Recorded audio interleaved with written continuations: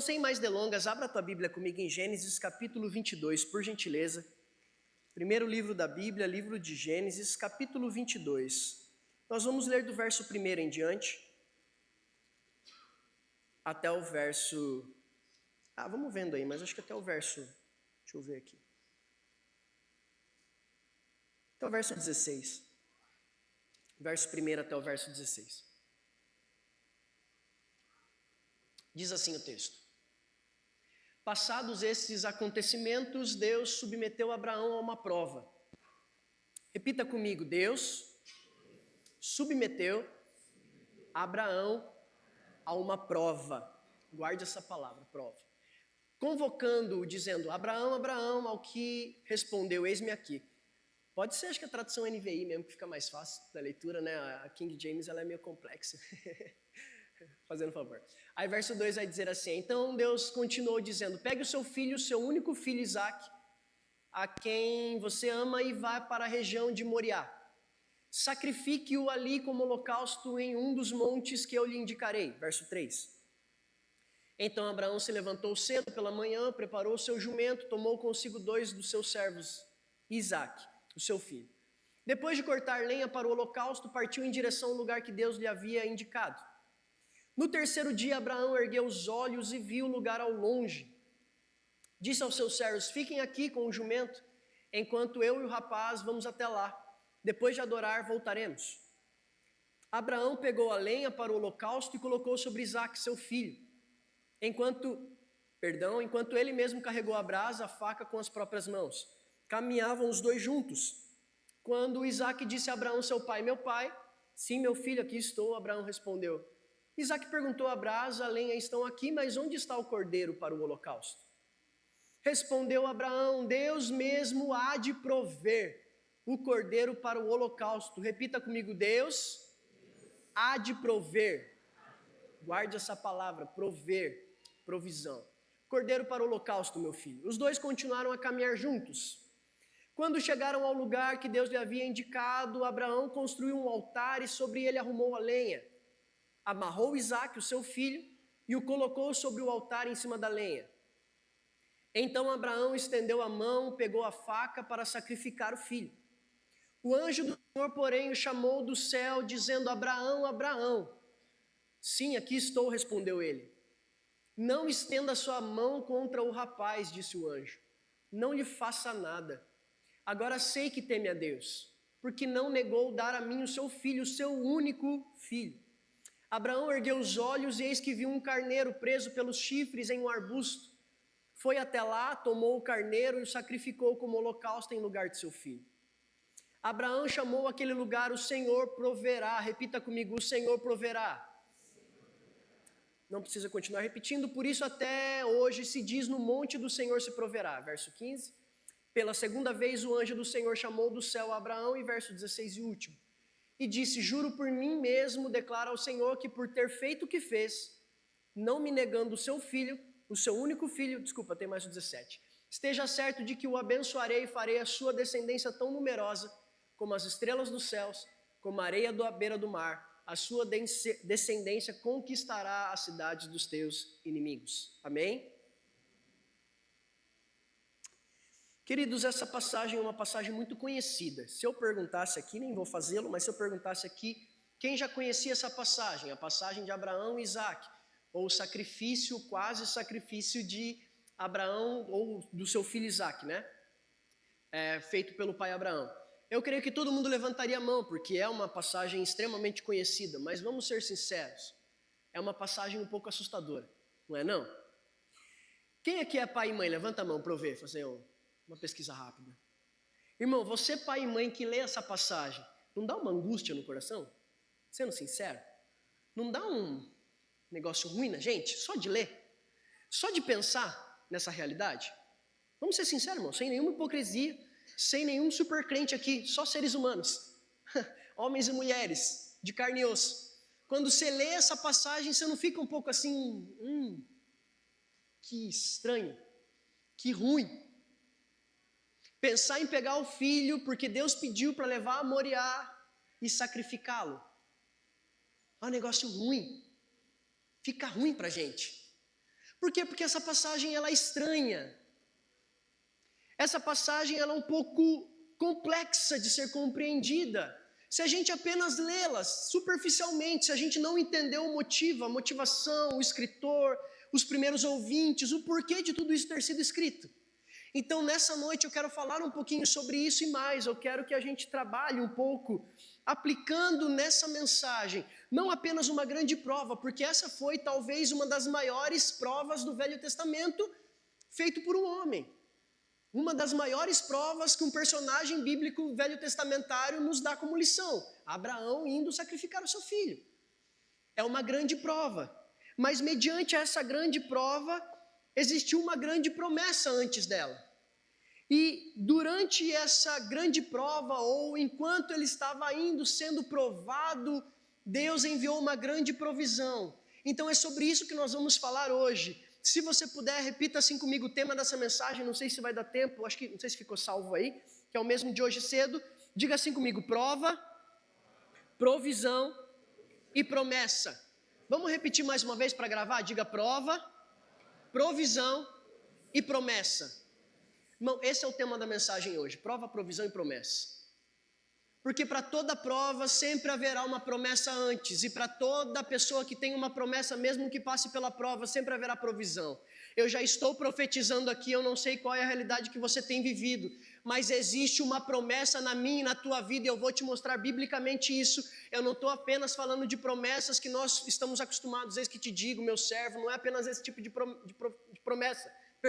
Mas é uma promessa divina que eu vou te mostrar biblicamente, que todos nós caminhamos nela, todos nós estamos debaixo desse guarda-chuva, dessa promessa. Então eu e você, todos nós, temos uma promessa do céu sobre a nossa vida, sobre a nossa casa, sobre a nossa família. E quem tem essa promessa vai passar por prova, mas quem estiver obediente na prova, sempre haverá uma provisão. Então vamos caminhar, vamos conhecer um pouquinho mais, vamos falar um pouco mais sobre isso. Essa passagem, primeiro a gente precisa entender. Quem escreveu os 5 primeiros livros da Bíblia, conhecido como Torá para os judeus, conhecidos como Pentateuco para nós? Gênesis, Êxodo, Levítico, Números e Deuteronômio. Quem sabe quem os escreveu? Moisés, muito bem. Então o escritor do Pentateuco, o escritor da Torá, que teve a revelação dele é Moisés. Para quem ainda não sabe, eu creio que todos saibam, mas só para a gente recapitular, Moisés vem depois de Abraão. Então a história de Abraão acontece, passam-se alguns anos e depois vem Moisés. Lá na frente, quando Moisés vai tirar o povo do cativeiro egípcio, ele vai atravessar o deserto por 40 anos até chegar à terra prometida. Você conhece essa passagem, você conhece essa história. E é nesse contexto, encaminhada pelo deserto, durante a trajetória dos 40 anos, que Moisés vai ter a revelação do Pentateuco, a revelação de Gênesis, a revelação da criação e a revelação do patriarca Abraão. É quando ele vai conhecer a história dita pelo próprio Deus. Onde isso, pastor? No Monte Sinai, onde ele vai receber também os mandamentos, nesse mesmo contexto, ao que tudo indica, historiadores concordam, que ele recebeu também a divina revelação do que nós conhecemos como a criação do mundo, a criação de todas as coisas e as histórias que nós temos em Gênesis. Por quê? Porque vieram antes de Moisés. Quem está comigo, diga amém. Então foi o próprio Deus contando para Moisés o que aconteceu. Agora entenda, se Moisés está recebendo a revelação naquele contexto de travessia do deserto ao longo de 40 anos, ele tem essas cartas, ou esses livros, melhor dizendo, tem um autor, que é Moisés, e tem um ouvinte. Quem é o ouvinte desses livros? Quem seriam os primeiros ouvintes ou os ouvintes originais de Gênesis, por exemplo? O povo hebreu que está atravessando o deserto. Quem está comigo, quem entendeu isso, diga amém. Então o escritor é Moisés, e quem está recebendo pela primeira vez essas revelações, a história de Abraão e tudo o que aconteceu, inclusive essa que nós lemos, é o povo hebreu caminhando no deserto. Pastor, por que isso é necessário? Porque entendendo quem escreveu e para quem escreveu, porque todo livro da Bíblia, toda carta da Bíblia, ela tem um autor e ela tem um ouvinte. Quem escreveu e para quem foi escrito? É lógico que todos nós podemos pegar as lições da Bíblia e podemos usufruir delas e aprender com elas, isso é importantíssimo, mas entenda, esses livros tiveram um autor e um para quem foi escrito. Então o autor nesse caso, Moisés, e para quem foi escrito, os primeiros ouvintes, o povo hebreu. Isso vai ser importante para a gente caminhar daqui por diante, para a gente entender qual era o propósito dessa história. Qual era o propósito de Deus revelar essa história a Moisés para que passasse ao povo. Então vamos lá, essa história, ou tudo começa por uma promessa. Quando nós colocamos, ou quando eu defini o tema, eu coloquei o tema como prova, provisão e promessa, não é necessariamente essa a ordem correta. Por quê? Porque antes de toda prova, sempre existirá uma promessa. Você pode repetir isso comigo? Diga, antes de qualquer prova, sempre existirá primeiro uma promessa. Irmão, Deus não vai dar prova para quem primeiro ele não deu promessa. Vou repetir. Deus nunca vai pedir uma prova sem primeiro te dar uma promessa. Então o que isso quer dizer, pastor? Que sempre tem um porquê de eu passar por aquilo que eu passo. Sempre tem um para quê de eu passar por aquilo que eu passo. Sempre tem um propósito para que eu viva algumas circunstâncias difíceis que eu e você temos que passar. Assim como, por exemplo, na escola, quando nós estávamos estudando, ou quem ainda faz aí uma faculdade, ou até mesmo algum curso, você passa pela prova, pela avaliação. E o que é a avaliação? É uma oportunidade do professor perceber qual é o teu nível de aprendizagem ou de aprendizado relacionado a determinada matéria. Então, quando eu faço uma prova na escola, na universidade, num curso técnico, eu estou sendo examinado para ver até onde eu aprendi aquela matéria. E com Deus? A prova é justamente para Deus olhar e sondar o meu caráter. Mas antes da gente ir para isso, eu preciso entender que, do mesmo jeito que na escola eu faço a prova para receber um diploma, na vida com Cristo ou com Deus Pai, Deus só vai me dar a prova depois que Ele já me garantiu uma promessa. Eu estou dizendo para pessoas que talvez entraram por essas portas nessa noite de domingo, dizendo, eu estou passando pela maior prova da minha vida. Então eu quero te lembrar, Deus não permitiu que essa prova chegasse sem antes de prometer alguma coisa. Existe uma promessa na minha e na tua vida. Existe uma promessa na minha e na tua história. Existe uma promessa de Deus que sustentará toda a nossa caminhada mediante as provas que passaremos. Pois Deus sempre dará uma promessa antes de nos permitir viver a prova. Então vamos lá. Abraão, ele começa ouvindo uma promessa. Então lembrando que aqui o contexto é Moisés contando para o povo.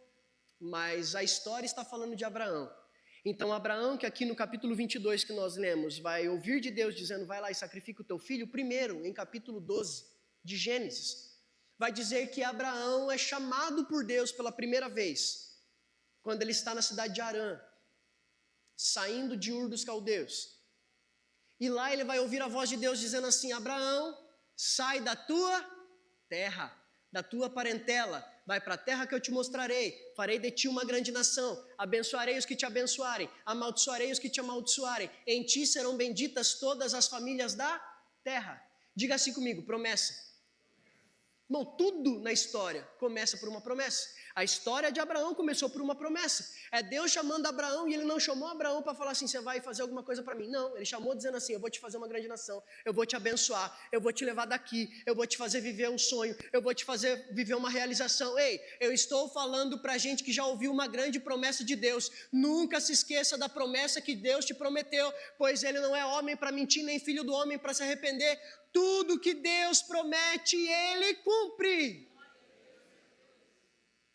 E a nossa caminhada começa com uma promessa, assim como a caminhada de Abraão começou com uma promessa.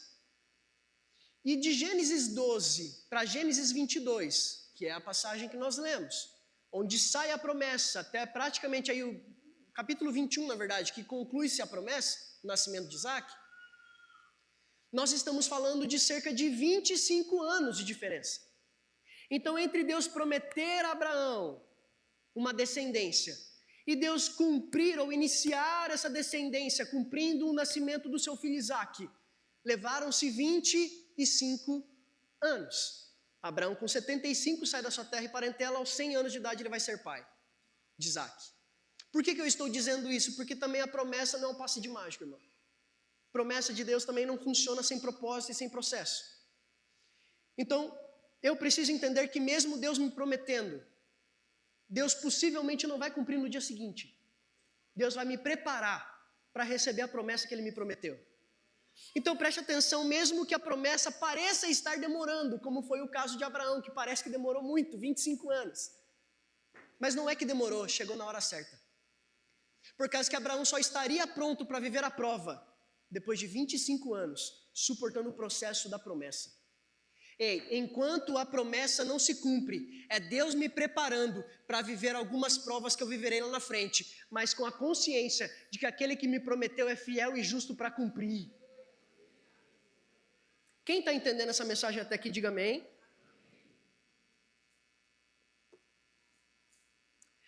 O desejo de Deus, através dessa história, então lembrando agora que o escritor é Moisés, voltando a isso, e os primeiros ouvintes é o povo hebreu no deserto, lembre-se, o povo hebreu no deserto, o que eles estão fazendo ou vivendo costumeiramente?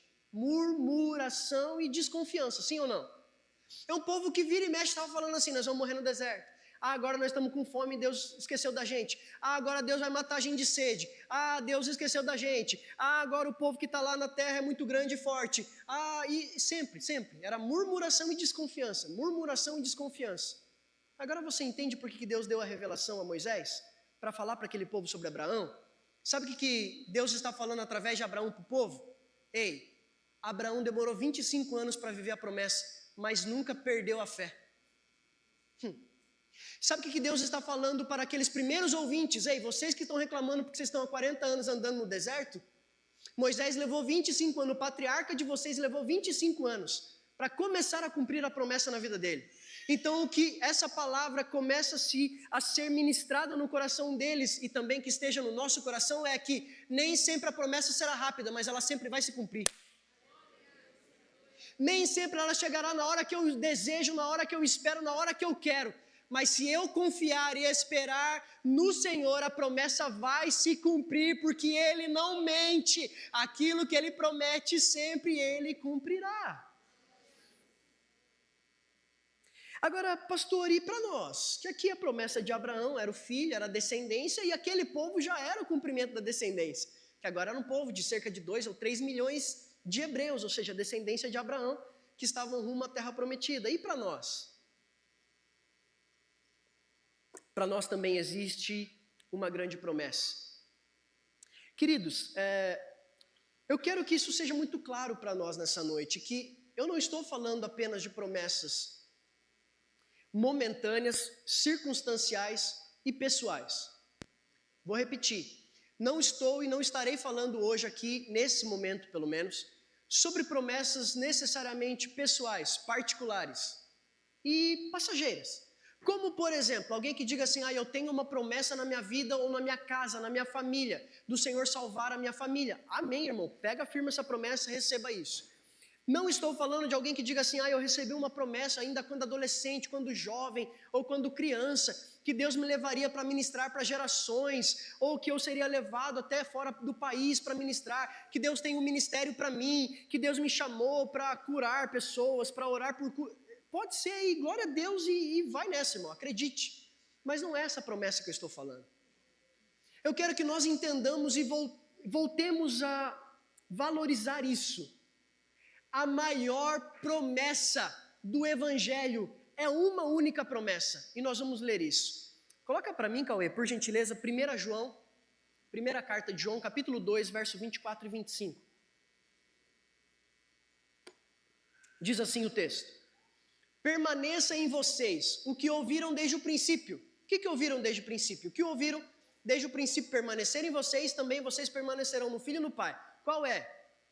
Esta é a promessa que Ele nos fez. Qual é? Não, vamos lá. Essa é a promessa que Ele nos fez. Qual é? Diga assim, a maior promessa de Cristo e do Evangelho é a vida eterna. Irmão, a gente se esqueceu demais disso. Obrigado, Julião. A gente passou a se preocupar demais com esse tempo. A gente passou a se preocupar demais com aquilo que é passageiro, irmão. E eu não estou falando que a gente não deve valorizar algumas coisas. Em especial, um sonho da família, uma realização familiar. Tudo isso é bom, irmão, não tem pecado. Uma realização profissional, não tem problema. Mas esse não é o alvo do Evangelho. O alvo do Evangelho não é fazer minha vida ficar melhor, não é fazer minha família ser mais feliz. O alvo do Evangelho é me salvar, porque eu estava condenado ao inferno, mas por causa de Jesus Cristo e do Evangelho em Jesus, eu tenho a vida eterna nele. Essa é a maior promessa do Evangelho, queridos, e a gente não pode perder isso de vista. A maior promessa do Evangelho é a vida eterna. Quem é feliz e grato pelo Senhor te dar a vida eterna? Por você estar salvo em Jesus Cristo. Em João capítulo 14, agora o Evangelho, fazendo um favor. João 14, verso 1 ao 3. Que o coração de vocês não se perturbe, ou não se turbe o vosso coração. Creiam em Deus, creiam também em mim. Verso 2. Na casa do meu pai há muitos aposentos, há muitas moradas. Se não fosse assim, eu teria dito, vou preparar lugar para vocês. Verso 3, para quando eu for e preparar lugar, voltarei. Eu vou dizer de novo, Jesus dizendo, quando eu for e preparar lugar, eu voltarei e os levarei comigo, para que onde eu estiver estejam vós também. Essa é a promessa do Evangelho que tem que queimar a nossa alma, que tem que manter a nossa chama acesa todo dia, irmão. Não é a troca do carro, não é ganhar um salário melhor, é saber todo dia que a hora que o Senhor voltar eu estou pronto, que a hora que o Senhor voltar eu vou com Ele, que a vida eterna é uma garantia para aqueles que creem no Senhor Jesus. Essa é a maior promessa do Evangelho. Tudo começa por uma promessa. Então, irmão, não espere apenas aquelas promessas, repito, momentâneas. Eis que te digo, meu servo, Deus vai te abençoar, Deus vai fazer, amém. Mas não é esse o propósito de Deus principal. O propósito principal de Deus é me salvar e toda a minha casa. Essa promessa, ela precisa sustentar a minha fé. Por que eu estou repetindo e estou fortalecendo isso? Porque, queridos, quem perdeu de vista a vida eterna, em algum momento provavelmente vai se desviar da fé, vai se desviar da igreja, vai se desviar ou se distanciar do Senhor. Sabe por quê? Porque quem fica olhando muito só para os momentos, em algum momento não vai ter motivos para continuar. Quem sabe se eu pedisse ou se eu perguntasse aqui, muitos levantariam a mão. Quem já passou por uma etapa na sua vida cristã? Deixa eu tentar explicar isso direito. Que olhando a olhos naturais, você diria assim, não tem motivo para eu continuar crendo. Não tem motivo para eu continuar servindo. Não tem motivo para eu continuar na igreja. Mas por que você continuou? Porque os teus olhos não estavam no momento. Os teus olhos estavam na eternidade. É dizendo, eu sei que o momento vai passar, mas eu sei que se ele não passar, a eternidade é uma garantia. Irmão, cristão que se desvia, só faz isso porque tirou os olhos da eternidade. Ninguém que mantém os seus olhos na eternidade desiste do Senhor. Passe o que passar, viva o que viver. Por quê? Porque a eternidade sustenta a nossa fé. Sustenta a nossa caminhada, sustenta os nossos dias, até mesmo nos momentos de dor. A eternidade garantida é aquilo que sustenta a nossa fé para os momentos mais difíceis. Essa é a promessa. Agora, segundo ponto. Então, se nós começamos pela promessa, agora sim nós vamos para a prova. Então, se tudo começa por uma promessa, agora o segundo eu quero que você repita comigo, diga, prova é a exposição do meu coração.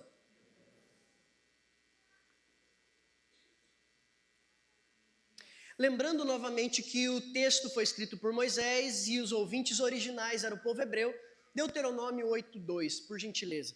Vai dizer que no meio do deserto o povo está passando por tempos difíceis, mas olha o que Deuteronômio 8:2 vai dizer. Lembre-se de como o Senhor, o seu Deus, os conduziu por todo o caminho no deserto, durante esses 40 anos. Para quê? Para humilhá-los e pôr vocês à prova, a fim de conhecer as suas intenções, se iriam obedecer os mandamentos ou não. Em outras traduções vai dizer para pôr à prova o vosso coração, para ver se o vosso coração seria obediente. Por que eu estou dizendo isso? Porque, repito, essa história contada originalmente foi para o povo hebreu no deserto. Um povo murmurante, um povo desconfiado, um povo que o tempo todo estava tentando criar outros deuses para adorar no lugar de Yahvé, no lugar do Deus único, Deus de Israel. Então agora essa história está chocando e confrontando-os de dizer, a prova de Abraão era para que o coração dele fosse exposto. Então também o Senhor, enquanto nós estamos atravessando o deserto, está provando o nosso coração. Irmão, eu disse isso ontem lá na IEQ Família, onde eu ministrei para os jovens e adolescentes, e eu disse, eu já falei isso aqui também, eu vou repetir, ninguém cresce no sorriso, irmão. Ninguém amadurece na festa.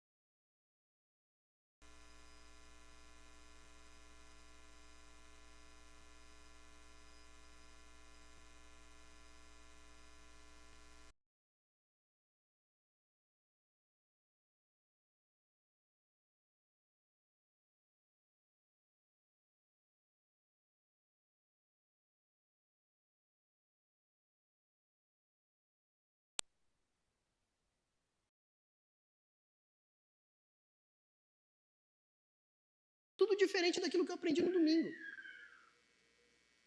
Mas na terça-feira eu estou completamente diferente daquele que eu era no domingo, erguendo minha mão e chorando na presença do Senhor. Mas na minha casa eu sou outra pessoa do que eu parecia ser no domingo em que eu estava no culto. Quem aqui está acompanhando essa febre, esse caos que está virando esse negócio do bebê reborn? Quem está acompanhando aí? Irmão, tá um negócio doentio, né? Eu vou usar essa expressão mesmo, quem quiser ficar bravo comigo que fique. Doentio, irmão, doentio. É mãe de bebê reborn agora. E aí, e não estou falando de criança, irmão, criança, tá tudo bem, é criança. mas adultas, mulheres adultas que estão adotando bebês reborns. E que assim, tem todo um parto feito da bebê reborn. Tá acontecendo uns negócios malucos, irmão, de mulheres, mães de bebê reborn se encontrando na praça para trocar ideia de como cuidar melhor da bebê reborn delas. Isso é um negócio louco. Não, diz que, não sei até onde é verdade, mas parece que é. Que está chegando ao ponto de hospitais estarem começando a pensar em leis, porque tem mães de bebê reborn levando seu bebê reborn para ser cuidado no hospital. Porque elas estão achando que eles estão doentes. Eu não estou brincando, irmão, tá na internet, você procura. Né? Estamos chegando num nível que ou Jesus volta, eu não sei o que vai virar. Não, estou brincando. Mas assim, é a febre. Agora, o que é o bebê reborn? Ele se parece muito com de verdade, mas é de... Posso falar? Tem muita gente vivendo um evangelho reborn. Um cristianismo reborn. Eu sou cristão. Eu sou evangélico. É, irmão? Mas o teu cristianismo tem vida? Ou só parece? Tem prática? Ou é só emoção? Quando eu preciso ser honesto, eu sou honesto? Ou só se vale a pena? Eu falo a verdade ou depende de quanto eu vou ganhar ou perder com a verdade dita? Eu sou o correto, eu amo minha família, eu cuido da minha esposa, ou eu, de vez em quando, converso com outras pessoas, sem ela saber? Será que o meu evangelho e o meu cristianismo é de verdade? Ou será que é um evangelho reborn? Só parece de verdade, mas não tem vida em si mesmo. A prova vai me provar. Sabe onde Deus realmente destaca e expõe quem é e quem não é? Na hora da prova. Porque quem não é na hora da prova foge. Diz, não quero, não vale a pena. Como diz a Bárbara, que fica mandando os memes para mim, me ensinando os memes atual. Aí tem um menininho que fala assim, você é louco, não tão pensa. Você é louco, não tão pensa. Tem gente que acha que é assim, a hora que chega a prova, fala, você é louco, não tão pensa. Vou viver do jeito que eu vivia, vou fazer o que eu quero. Toda prova está me dando a oportunidade de tornar o meu coração mais obediente. Não reclama das provas que eu e você passamos, não, irmão. Ele está provando e transformando o nosso coração. Pastor, eu não preciso. Então você não precisa nem do evangelho, irmão. Eu preciso. Meu coração ainda não é bom, não. Precisa mudar muita coisa aqui dentro ainda. E é por isso que eu preciso de provas. É por isso que eu preciso de tribulações. É porque nas provas e nas tribulações o Senhor está mudando e moldando o meu caráter. Quem está comigo, diga amém. É gostoso quando tem mensagens assim, que o povo fica quietinho, mas é legal.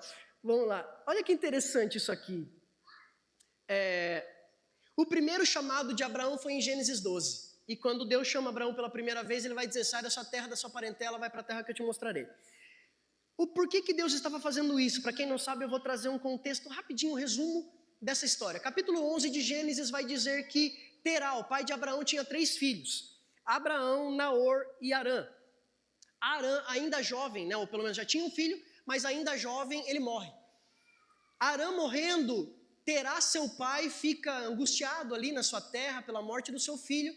Ele adota praticamente Ló, filho de Harã, então o seu neto passa a morar juntamente com Terá. E Terá fala assim, agora eu quero ir embora daqui. Ele sai de Ur dos Caldeus, ele vai em direção a Canaã. Você lê depois na sua casa, finalzinho do capítulo 11 de Gênesis. Quando ele está indo em direção a Canaã, vai dizer que ele se estabelece num lugar. E esse lugar chamado Harã. Irmão, quem é que morreu o filho? Harã. Qual é o lugar que ele se estabelece? Harã. Eu não sei te dizer com certeza se foi o próprio Terá que, ao estar naquele lugar, naquela geografia, ele deu o nome para aquele lugar de Harã, ou se já era esse nome, eu não sei dizer.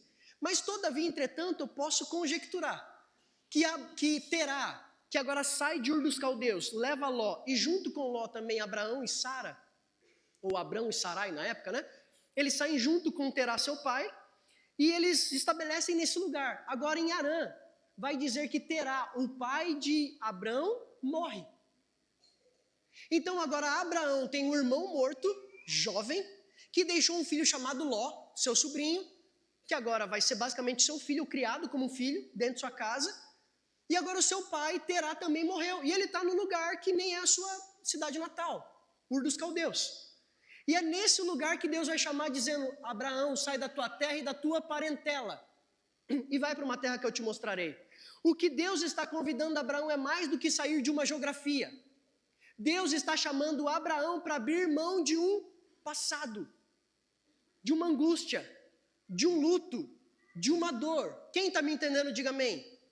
Então é Deus dizendo, a promessa que eu quero cumprir na tua vida não vai se cumprir nesse lugar de dor que você está. Eu preciso que você saia da sua terra, que você vá para uma nova disposição, para que nesse novo lugar eu possa cumprir as promessas na tua vida. Ei, eu estou dizendo para pessoas que talvez estejam aprisionadas numa área, num lugar de luto e de dor. E eu não estou aqui para menosprezar o seu luto ou sua dor, mas o que eu estou te dizendo é, Deus está te chamando para sair de um lugar de dor e de luto, para caminhar em direção a um lugar de promessa.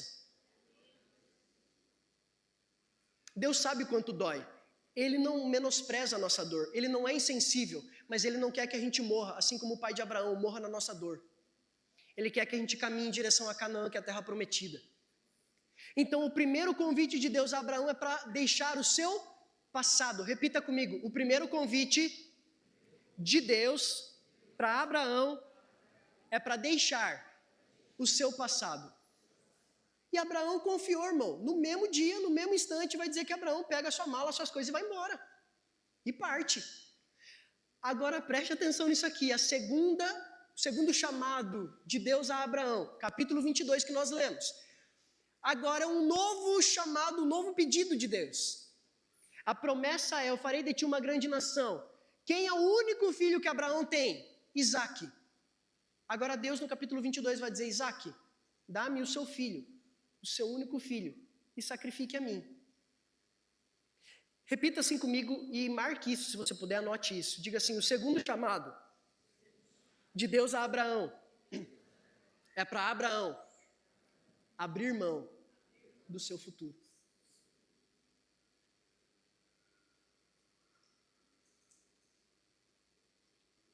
Como Abraão seria pai de uma multidão, de uma geração, se o seu único filho, gerado por ele, agora precisa ser sacrificado. Primeiro chamado é, sai da sua terra, da sua parentela, deixa o passado. Abraão deixou, mas agora o segundo chamado é, agora abra mão do teu futuro, entrega seu filho. Irmão. Vamos ser sinceros, vamos lá, mais uma vez, sincerão, sem demagogia. Até abrir mão do passado por causa do evangelho, não vou dizer que seja fácil, mas é mais fácil. Então o que acontece com a gente? A gente vem, o evangelho nos alcança, Jesus Cristo nos transforma, e essa transformação, Xandão, vai fazendo com que a gente vá deixando o nosso passado.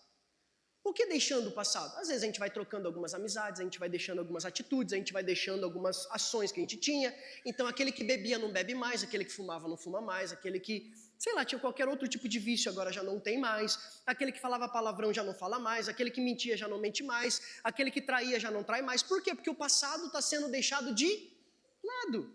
Eu me converti, o evangelho transformou e me tirou daquele passado. Eu sou uma nova criatura, eis que tudo se fez novo. Amém? Mas, irmão, vai chegar um determinado momento da nossa trajetória de vida cristã e de maturidade com Deus, que talvez Deus agora vai começar a fazer algumas provas da gente quanto ao nosso futuro, e não ao nosso passado. Ele não vai mais pedir para a gente mudar algumas coisas que a gente fazia antes, porque isso a gente já mudou. Talvez agora ele vai dizer assim, você pode abrir mão daquilo que você está esperando por mim? Você pode deixar que eu não conclua, eu não faça aquilo que você sempre desejou, mas eu não vou fazer no teu futuro. Você pode abrir mão por mim? Você pode abrir mão de sonhos e projetos por causa de mim? Você me ama tanto assim? Eu estou vendo olhos, e nesses olhos eu estou percebendo pensamentos assim. Ó. Pessoas talvez que estejam passando justamente por isso. Por uma fase onde Deus não está te pedindo para abrir mão de algumas coisas do passado, você já fez. Que agora talvez Ele esteja te provando a dizer, você pode abrir mão do teu futuro por mim? Das tuas vontades por mim? Dos teus desejos por mim? Quem está comigo aqui, diga amém. Então Abraão está dizendo: nem o passado e nem o futuro podem mudar a minha rotina de ser obediente ao Senhor. Eu serei obediente se o Senhor me pedir aquilo que me custava lá atrás, mas eu também serei obediente se o Senhor me pedir aquilo que vai me custar lá na frente. Porque eu serei obediente, custe o que custar. Eu decidi viver obediência. Isso é prova, irmão. Só a prova vai nos fazer assim. Só a prova vai nos dar essa capacidade de ser obedientes. Diga assim comigo: obediência é do caráter de Cristo. Filipenses capítulo 2, versos 5 a 8. Seja o modo de pensar de vocês o mesmo de Jesus Cristo, Cristo Jesus, que apesar de ser Deus, não considerou que a sua igualdade com Deus era algo que deveria ser usado como vantagem. Antes esvaziou-se de si mesmo, ou a si mesmo, assumindo a forma de servo, tornando-se semelhante a homens. Guarde isso. Sendo encontrado em figura humana, humilhou-se e foi... Não, vamos lá, continua isso comigo. Humilhou-se e foi obediente, irmão. Obediente. Sabe por que a gente... Obrigado. Sabe por que a gente tem dificuldade em obedecer? Nós todos, tá? Estou falando para vocês não. Para todos nós, e eu me incluo. A gente tem dificuldade em obedecer porque a gente não é humilde. Porque a gente é vaidoso. Porque a gente é arrogante. Por isso que eu estou falando. Eu me incluo, tá? Então não se sinta ofendido. Todos nós estamos sendo ofendidos agora. Nós somos arrogantes, irmão. A gente quer achar que a gente sabe mais que Deus. Por isso que a gente não obedece.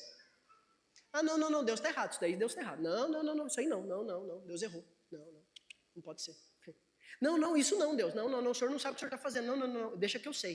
Eu faço. Sabe por que a gente não obedece? Porque a gente ainda não aprendeu a ser como Jesus era. Ou é.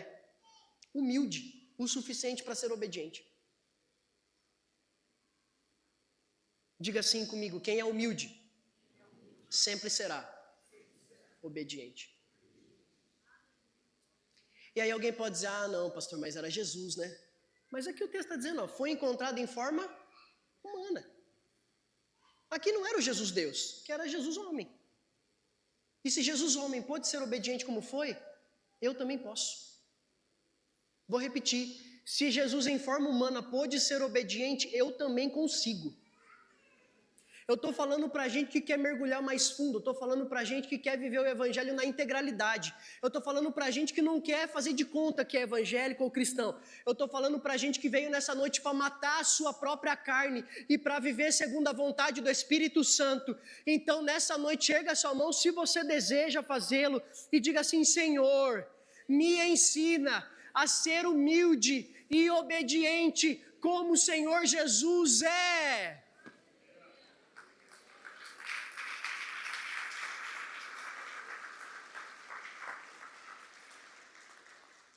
Mais um texto só, a gente já vai caminhar para o final. 2 Timóteo 3, 16 e 17. Um texto que todo mundo que faz ITQ decora. Toda a escritura é inspirada por Deus e útil. Para quê? Ensino, repreensão, correção, instrução em justiça. Verso 17. A fim de que o homem de Deus seja apto e plenamente preparado para toda boa obra. Bom, isso aqui é um texto decorado ou costumeiramente falado em cursos teológicos da Igreja Quadrangular. Mas não é só para quem quer ser pastor, não, irmão. É para todo cristão. A palavra de Deus está me preparando. Você pode repetir isso comigo? A palavra de Deus me prepara, me corrige, me aperfeiçoa. Então a gente precisa da palavra, irmão. A gente precisa que a palavra seja confrontante, para que a gente seja aquilo que o Senhor deseja que sejamos. E terceiro e último, se a gente falou de promessa e a gente falou de prova, agora a gente vai falar sobre provisão. Terceiro e último. Diga assim comigo: provisão é a garantia dos obedientes. Quem obedece tem uma garantia, irmão. Sempre vai ter a provisão. Não tem erro, não tem erro, não tem erro, não tem erro. Para quem é obediente não tem erro, a provisão vai chegar. Não tem como errar. Não tem como errar. Abraão tinha certeza de que a sua obediência geraria provisão. Não vai dar tempo da gente ler tudo. Mas lá em Gênesis 22, depois você lê novamente. Vai dizer em algum momento que ele está caminhando com os servos e juntamente com o seu filho, E quando eles chegam pertinho ali de Moriá, ele vai dizer para os servos: agora vocês fiquem com o jumento, eu e o menino vamos subir. Nós vamos adorar e voltaremos. Mas peraí, ele sabia que o ato era sacrificar o menino. Mas por que ele está dizendo nós vamos adorar e voltaremos? Porque ele está dizendo quem obedece sempre tem provisão. Eu não sei como, mas o Senhor vai fazer, o Senhor vai me trazer de volta com o meu filho. Eu não sei como vai acontecer, mas eu sei que o meu filho vai voltar comigo, porque eu estou sendo obediente até o final. Em outro momento, o filho vai perguntar para o pai, nós lemos e enfatizamos isso, o filho falando: pai, está aqui o cutelo, está aqui a lenha, está aqui o fogo, mas cadê o cordeiro? E aí o Abraão vai dizer: Deus proverá para si o cordeiro. O que ele está dizendo aí? Eu não sei como vai acontecer, mas vai acontecer porque Deus está cuidando. Quem é obediente sempre vive a provisão do Pai. Diga assim: a minha obediência reafirma o caráter do meu Deus. Irmão, por que Abraão teve tanta convicção para levantar na madrugada e levar o seu filho? Lembre-se, foram 25 anos até a promessa se cumprir. Abraão já tinha passado fome, mas ele foi para o Egito e foi sustentado no Egito. Abraão já tinha lutado numa guerra entre 4 e 5 reis. Abraão foi lá e Deus deu a vitória a ele. Abraão já tinha vivido tantos milagres, Abraão já tinha vivido tantas providências de Deus. Então Abraão conhecia o caráter do Deus que estava o provando. Sabe quando a prova assusta, irmão? Quando a gente desconfia do caráter daquele que está nos provando. Vou repetir. Eu tenho medo da prova quando eu desconfio do caráter daquele que está me provando. Ou seja, quando eu não conheço bem o Deus que está me provando, eu tenho medo da prova que ele vai me enviar. Mas por que Abraão não teve medo? Ou se teve medo, pelo menos a Bíblia não relata. Ele foi convicto e firme na sua decisão. Porque ele já tinha passado por tanta coisa, que agora ele vai falar assim: eu vou caminhar. Eu vou chegar até o final, eu não sei como vai acontecer, mas o Deus que já me provou, o Deus que já foi comigo até aqui, o Deus que ao longo desses 25 anos se mostrou bondoso, misericordioso, benevolente, se demonstrou paciente, é um Deus que me prometeu e tudo que ele me prometeu ele cumpriu. Então é um Deus que eu conheço o caráter, eu sei que mesmo na prova, ele vai enviar a provisão que eu preciso. Eu estou falando com gente que já viveu tanta experiência com Deus, que tudo aquilo que precisar viver daqui por diante, não precisa ter medo, você conhece o caráter do provador. E é por isso que a gente sabe que a provisão é uma garantia. E eu encerro agora assim. Perdão.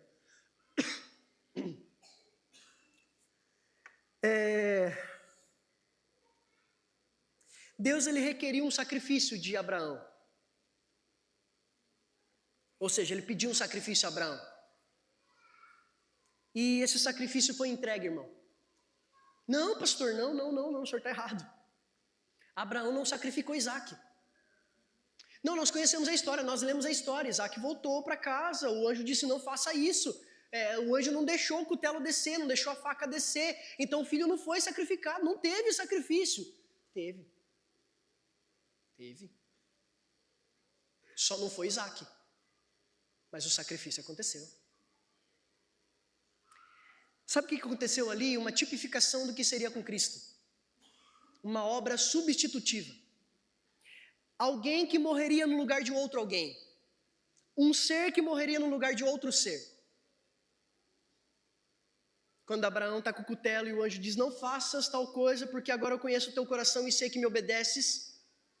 Vai dizer que Abraão ergue os olhos e vê um cordeiro, um carneiro preso, esperando para ser morto. E aquele cordeiro, o carneiro, é sacrificado no lugar de Isaac, o seu filho. Eu quero encerrar essa palavra dizendo que sobre a nossa vida existe uma promessa. Qual é a promessa?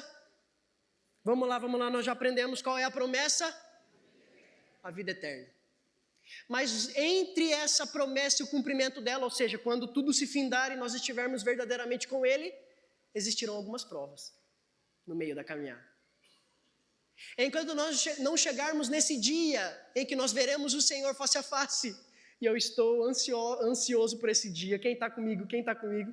Quem está ansioso por esse dia de ver o Senhor face a face, eu desejo do fundo da minha alma. Mas enquanto esse dia não chega, irmão, algumas provas nós passaremos nesse tempo. Mas eu quero que você se lembre que a provisão já foi enviada 2000 anos atrás, ou um pouco mais. E essa provisão se chama Jesus Cristo. Enquanto nós estivermos caminhando e estivermos olhando para as provas, que nós não nos esqueçamos, a provisão já foi enviada, a provisão já foi enviada, a promessa já está garantida, a provisão já foi enviada, a promessa já está garantida. Quando eu estiver com medo, quando eu estiver doente, quando eu estiver com dor, quando eu estiver enfermo, quando eu estiver em meio da prova, eu vou me lembrar, a provisão já morreu no meu lugar e eu tenho uma garantia de vida eterna e essa promessa de Deus já se cumpriu em Cristo. Então que nós possamos ter isso em mente e viver todos os dias, mesmo que em meio a grandes provas, que a provisão já foi enviada e a promessa já está garantida. Amém? Feche os seus olhos, eu quero orar com você. Pai, nós te agradecemos por esse tempo, nós te agradecemos por essa palavra. Nós te agradecemos pela revelação da Tua palavra. Deus, esse texto é tão conhecido, tão comum para todos nós. Mas obrigado por nos trazer uma maneira, uma interpretação, uma revelação, de forma a nos alimentar para hoje, para amanhã, para todos os dias até o final. Pai, nós te agradecemos porque o Senhor é um Deus que nos garante, mas o Senhor também é um Deus que nos prova.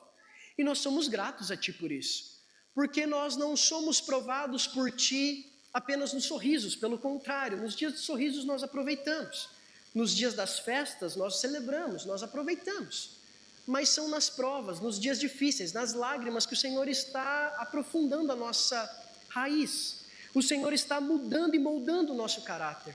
Senhor, obrigado, porque o Evangelho ele não mente, o Evangelho ele nunca nos enganou, o Senhor nunca nos enganou sobre o Evangelho, e Senhor nos ensina a vivermos esse Evangelho na plenitude, nos ensina a vivermos esse Evangelho como devemos vivê-lo.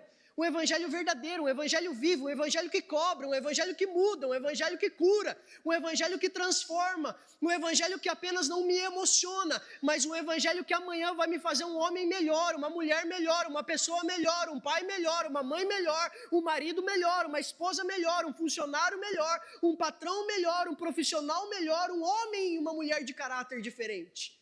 Por quê? Porque isso é o Evangelho, isso é a Tua palavra vem para nos edificar, para nos confrontar e para estabelecer o Teu reino em nós. Então, Senhor, continua nos provando sim, Senhor, nós aceitamos as Tuas provas e nós Te agradecemos, como diz Paulo, como diz Tiago, com alegria recebemos a oportunidade de crescer em Ti.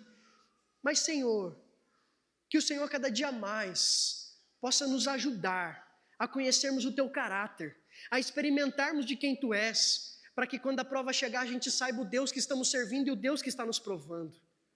E que nunca deixemos de enxergar, de reconhecer que uma promessa já nos está garantida, a vida eterna. E isso sustentará cada passo, isso sustentará cada dia difícil, isso sustentará cada lágrima, isso sustentará cada noite em claro, isso sustentará cada momento que a gente não gostaria de viver, mas a vida eterna vai nos dizer, continua que vai valer a pena, continua que vai valer a pena, continua, não para, continua. Senhor, em nome de Cristo Jesus, nós Te agradecemos por nos enviar a provisão, que é o Teu Filho, para morrer por nós na cruz do Calvário, e através dele, nos dar a oportunidade de vivermos a promessa. Muito obrigado, nós somos gratos a Ti por essa noite, por essa palavra, em nome de Cristo Jesus te agradecemos. Amém, vamos aplaudir ao Senhor. Pastor